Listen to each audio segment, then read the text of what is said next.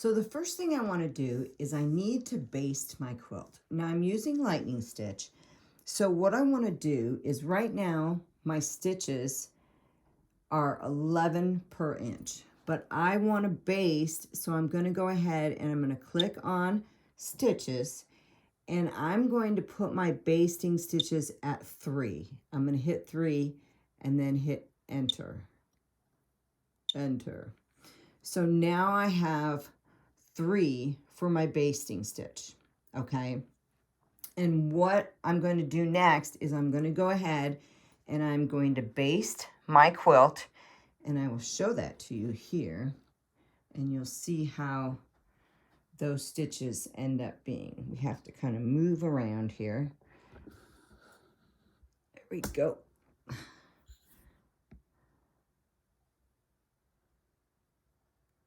Just like that. And the first thing I'll do is probably test out my stitches before I baste it. So I'm going to go ahead and do that, and then I will come back and show you how it bastes. Baste, like basting a turkey. Okay, so I'm going to go ahead and baste it. And I've got it about 1/4 inch from the edge. And as I'm going to be smoothing out the quilt.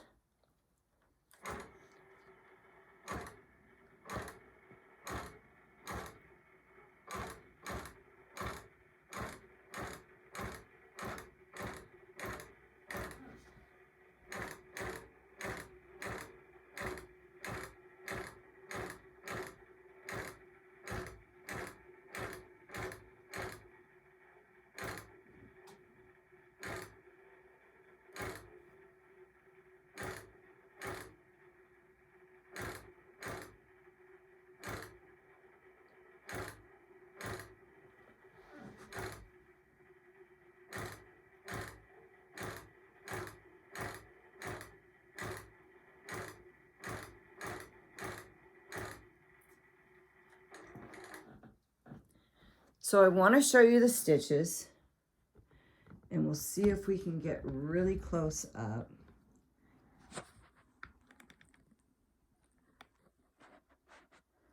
So there are the stitches, and I did it at 3, okay? So I'm going to go ahead and do it on the rest of the quilt. We're going to go all the way across the top and then down the other side, okay? And this will take a little bit, so we're going to go ahead and fast forward through this.